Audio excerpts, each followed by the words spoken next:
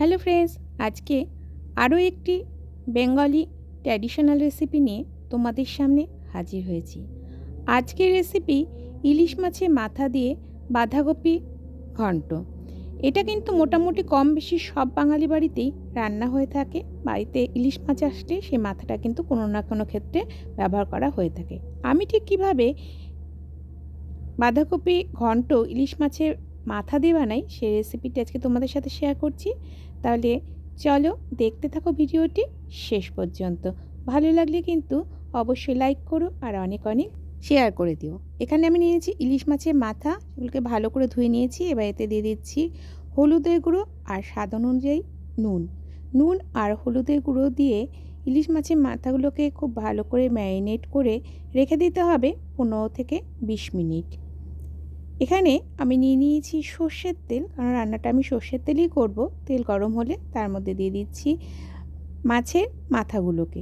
এবার মাছের মাথাগুলোকে লাল লাল করে ভেজে নেব।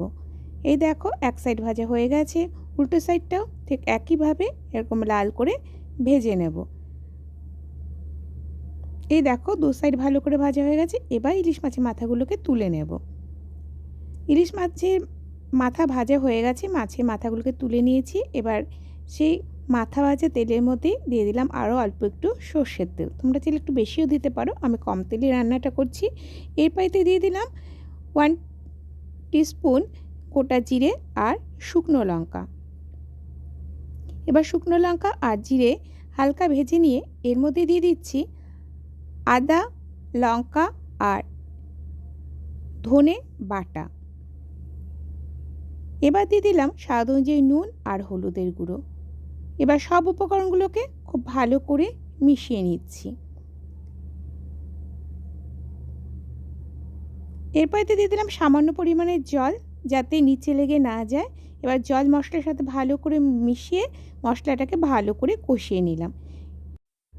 মশলা ভালো করে কষানো হয়ে গেলে এর মধ্যে দিয়ে দিচ্ছি কুচি করে কেটে রাখা বাঁধাকপি। আজকে কিন্তু আমি বাঁধাকপিটা সেদ্ধ করে নিইনি, তোমরা চাইলে সেদ্ধ করে ভাপিয়ে নিতে পারো, কিন্তু আমার মনে হয় ইলিশ মাছের মাথা দিয়ে বাঁধাকপি রান্না করলে না ভাপিয়ে নিয়ে এভাবে করলে কিন্তু বেশি টেস্ট হয়। তবে তোমাদের যদি গ্যাস অম্বলের সমস্যা থেকে থাকে তাহলে কিন্তু অবশ্যই কপিটাকে ভাপিয়ে নেবে।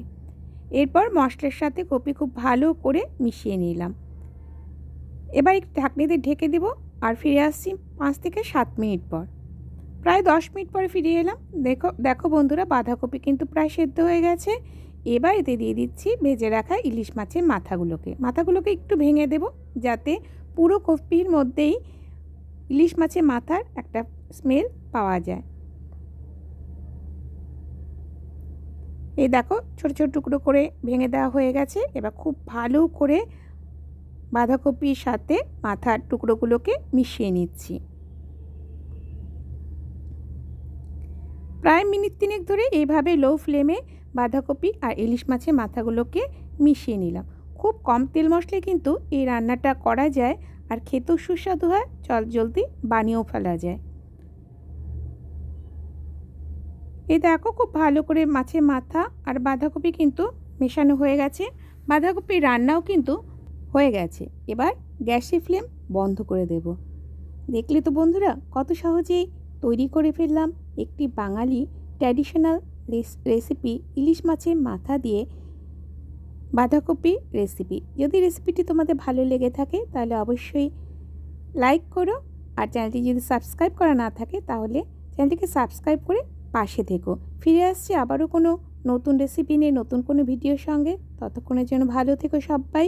Bye bye.